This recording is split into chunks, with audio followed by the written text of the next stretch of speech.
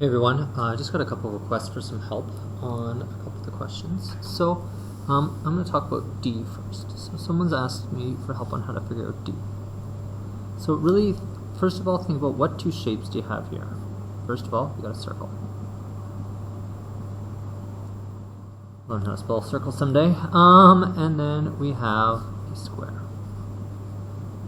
Because we're only finding the shaded area and not the whole area, we know this is being removed. So what you can do is you find the area of that square right there, and you're going to subtract that area of the square from your area of the circle. Don't forget that they've only given you the diameter of the circle. That's from here to here. That's the diameter right there. So that's the diameter. Don't forget that when you're doing your calculations for area, you must use the radius. And hint that radius is equal to half the diameter. So it's the diameter divided by 2. So that's a hint with D.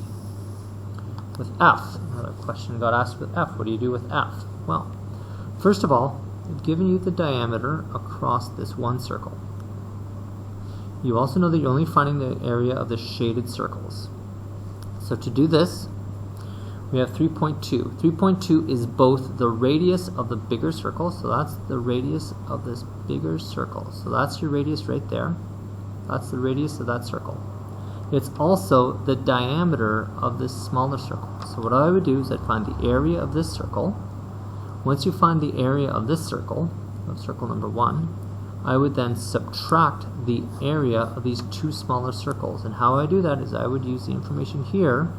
I remember that radius equals the diameter divided by 2 to find the area of these two circles, and I would subtract these two circles' area away from that one circle's area.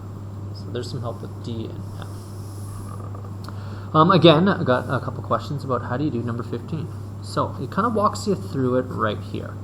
So for A, you're going to have to find the area of the large circle first. So that is from the center to here. So for me, I would do area equals pi r squared, which equals pi 7 squared. Once you find that area,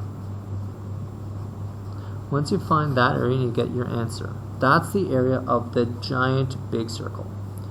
You then need to find the area, so we found that area. Next thing you need to find is you need to find the area of the smaller circle. So again, that'd be pi r squared, which would be pi 5.5 to the power of 2. And then I can't do that one in my head, sadly. Now you can feel free to roll your eyes. I'm just grabbing my calculator really quick. That gets me 30.25, and then once you do this, I would take this value of the smaller circle, this circle right here, and subtract it from this circle. So it should look something like 49 times pi minus 30.25 times pi, and that will give you just the shaded area. And again, same idea for B. So you have to find the area of the big circle, find the area of the small circle, and then subtract the small area from the big area to find just the small area there. And it really just walks you through it with those 3 steps. First the large circle, then the smaller circle, and then it's going to be the annulus equals the large circle minus the small circle.